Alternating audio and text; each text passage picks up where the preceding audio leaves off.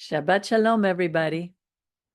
You know, every week, almost every day, I get emails, WhatsApp, messages, always to either join a group, to send donations, to march against anti-Semitism, to do something to change the way the world is thinking about Israel and the Jewish people right now. And as much as I want to help, I always feel that these things are band-aids. They're band-aids for a problem.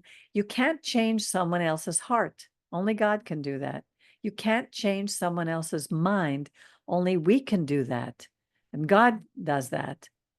So we need to be willing, when something happens to us, we need to be willing to say, okay, what's my part in this?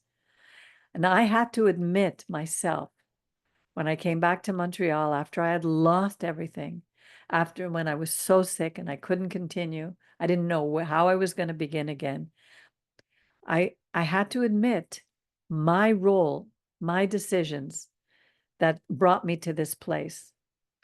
And until we as a people are willing to admit our role in what's happening to our people, as has happened throughout the centuries, we will never be able to change. I can't make you believe anything. We need to come to that on our own. It's a tough message, and a very few are giving it. And then I start to think, am I crazy to see things this way? That's why I'm glad there are at least a few crazy as us here today. So, any comments on this week's message? Sometimes simplicity is deemed as crazier than, it's not complex. It's very simple. Look at was it Galileo, like the simple laws of gravity.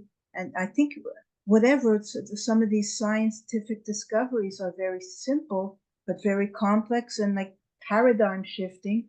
And, you're considered a heretic. But really, it's simple, but in a way, it's simplicity is not accepted. It's all these um, things that people want, that they want to turn to the right, turn to the left, go upside down and turn around. And the commandments really don't involve only what you do, but involves your whole being.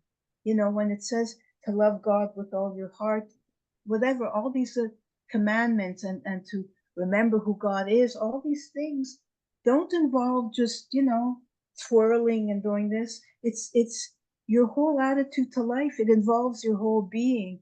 And even though in some ways, the Ten Commandments are very concise, and they don't involve all sorts of directions, they're very hard, but they're also the source of all life. It's the answer to everything. It's in a way it seems hard, but really it's not, in the sense that God is trying to bless us, and we're not accepting his blessings. Really, that's what it is. It's right. Kind of arrogance, and even trust, which, I have such problems with trusting. And really, it's not so much only what we do, but it's what we don't do. Like, just let go. The old expression, let go and let God. It's a bit corny, but there is truth in it if you see it in a real way. And I remember I've said this before. There was a man I used to work with many, many years ago in a restaurant, and he was very defeated and cynical, and beaten and cold, strong but beaten. Like, he was very, very, very. It looked, I think he had done a lot of drugs, etc. And he had been in Vietnam, and he'd seen horrible things, and he was very, very cynical. I forget the whole sequence, but one day he came into the restaurant. I don't know, this was maybe after he was away for a month or something. He came in, and there was something about him. He was not a very talkative or verbal man. He was very quiet, but he'd always been quiet. And I always liked something about him. But anyway, he came in and really he looked like he was the sun. He was so changed, so filled with something that was so real. There was nothing self-righteous about it. And he had had an experience with God. Wow. And honestly, I've never seen such an intense, there was a quiet and a solemnity, but it was so real. There was nothing like you see with religiosity, nothing fake. And really that's what it's about. Right. It's about, and anyway, that your message just encapsulated that. And you know when they send capsules like to the moon or whatever, you should make a little capsule and just send it to the moon. Yeah, I would love to. Believe me. Yes, Mauricio, you wanted to say something. I hope your microphone is working. No, I can't hear you. You want to check your mic? Test your mic?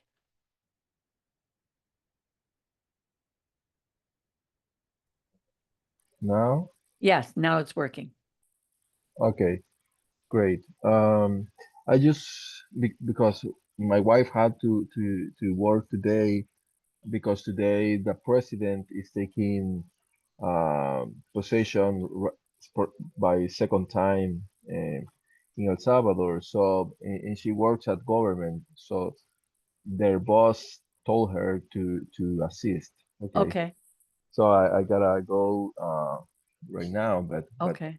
I just wanted to add something. In it's in the Haftarah, honestly.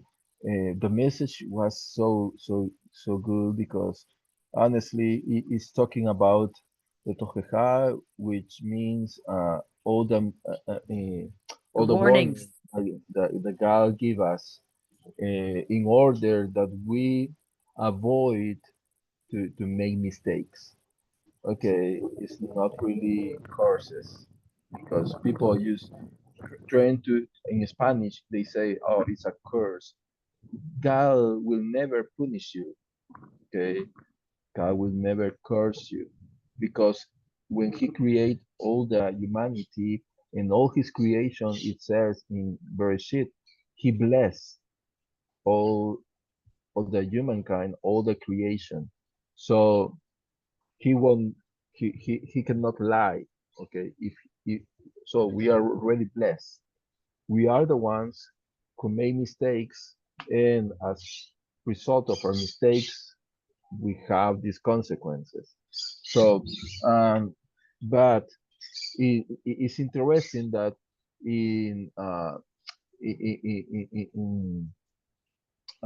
in this portion of the Haftarah in Jeremiah chapter 17, verse 10, it says, I, the Lord, search the heart, test the kidneys, to give everyone according to his way, according to the fruit of his deeds.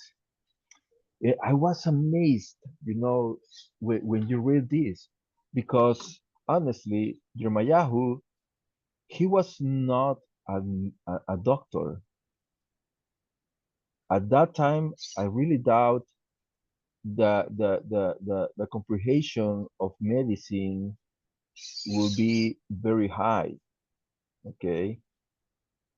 And it's interesting that it's talking about the kidneys, which probably at that moment, I'm not sure if they could understand how your emotions are connected to your kidneys. Okay. And, and about how the heart is connecting also to your emotions. In this Tokeha is talking about um, some emotions that says, okay, you will be secure, but you will feel that something is behind you, trying to chase you and guard you, and you will be afraid. Okay, and that is anxiety. I think is that the word. Um, so I don't know if you know people who is always thinking that, oh, everybody is watching me. Oh, everybody is under me. Everybody is trying to destroy me. It's And like paranoia. it's like paranoia. Yeah. And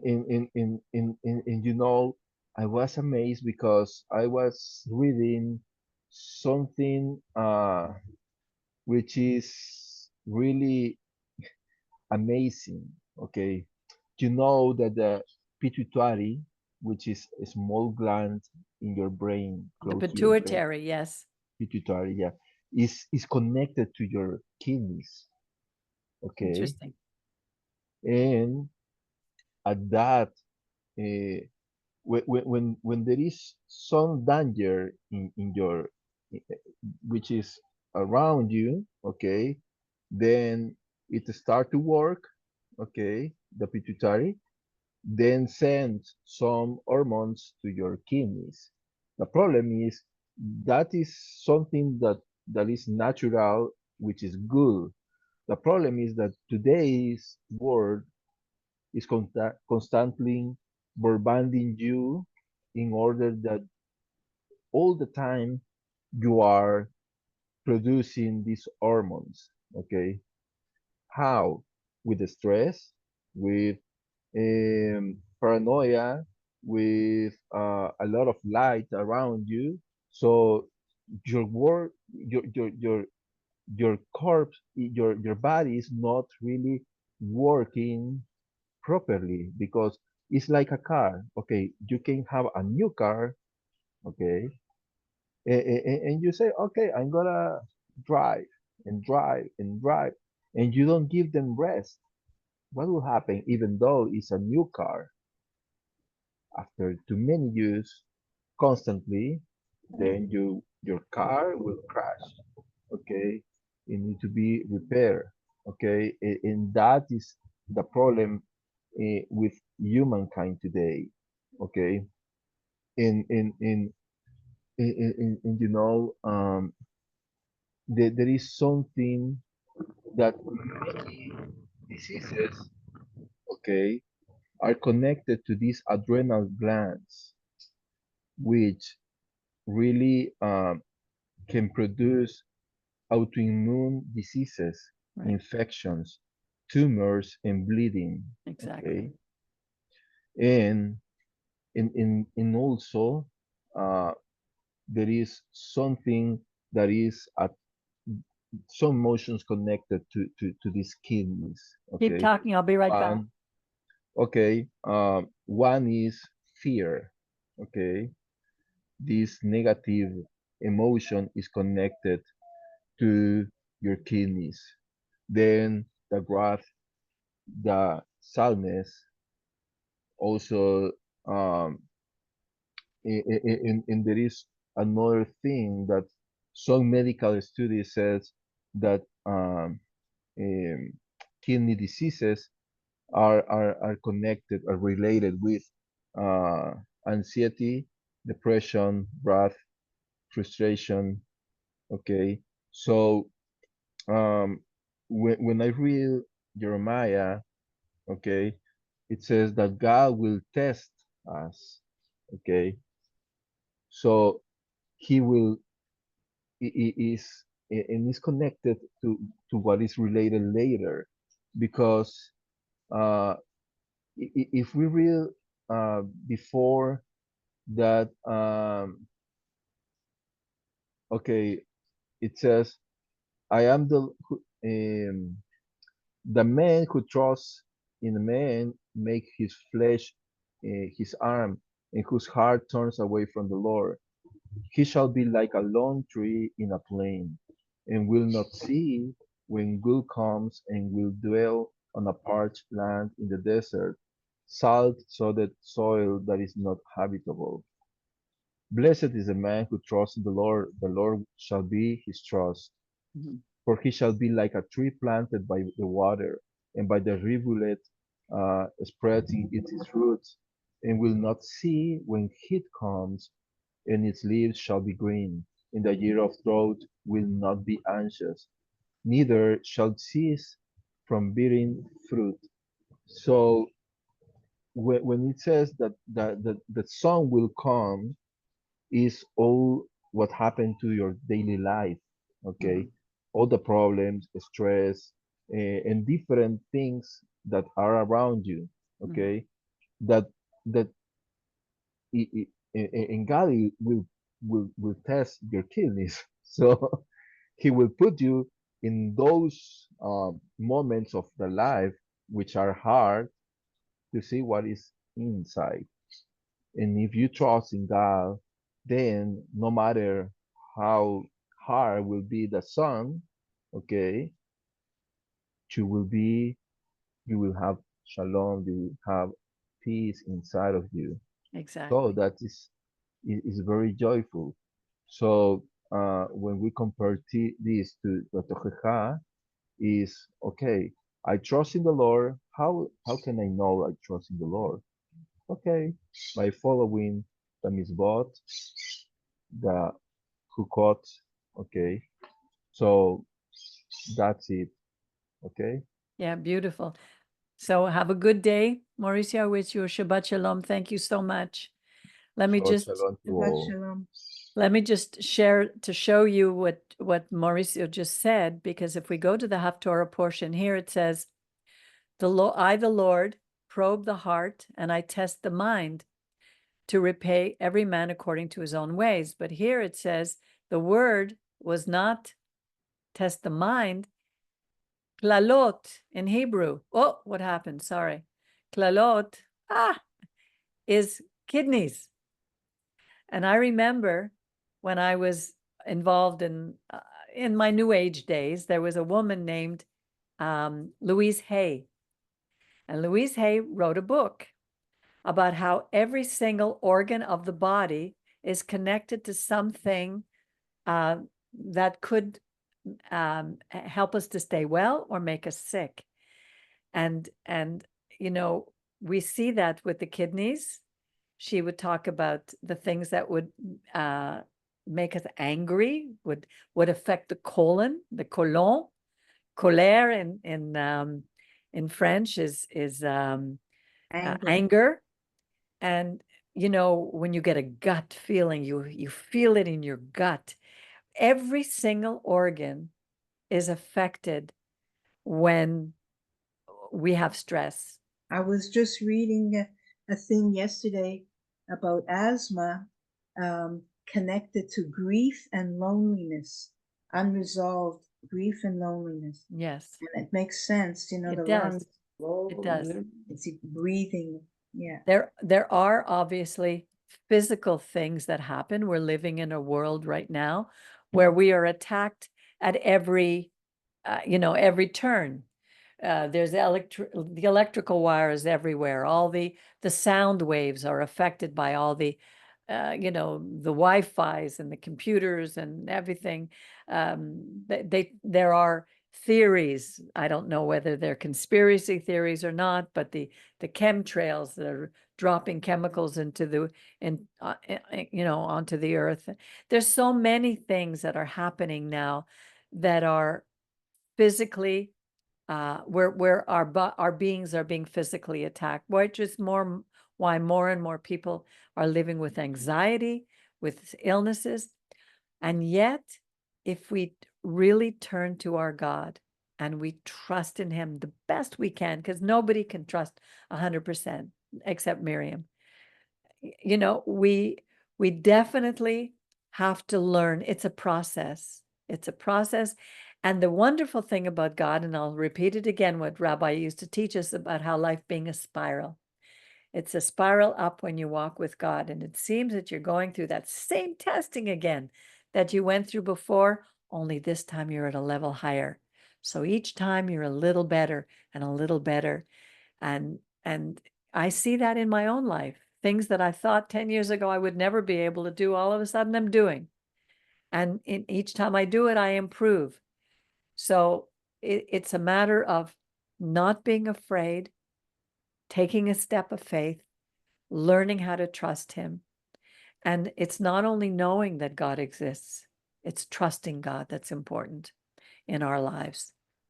So it was a tough message, a tough one to deliver, one that most people would get angry with. They don't want to hear it They don't want to hear our part in the suffering that's going on in this world. See my picture? I see your picture, Brian. Yeah. Yeah. When I was living on Kubruk, that lady, she sent her daughter to one of those schools on the so-called street in the area of the Mackenzie and Vizina. Okay. And when she finished, all the time there was only girls in that school. So she, when he hit 18, she found a boy and had a relationship. Okay. So she got her education and now is working and finishing off her education. Okay. But I don't know. Did she go to bed with a Jewish guy or a guy that was circumcised? I don't know, Brian. I can't tell you. I have I no only know answers there. I only know this because when she slept in that bed when I was in that Kubruk, she slept on her chest, but her back was she didn't cover herself, so I saw the back of her when she slept on no top on her bed. Okay. And your point is? And her brother, he said to me, he didn't get cut. Okay. Yeah. Okay. All right. Anything else anybody wants to add to this message? So what I'll do is I'll say, have a wonderful rest of Shabbat. Enjoy your day. Let's keep trusting in God. Let's keep praying that our people would open their hearts and their eyes to the God of Israel.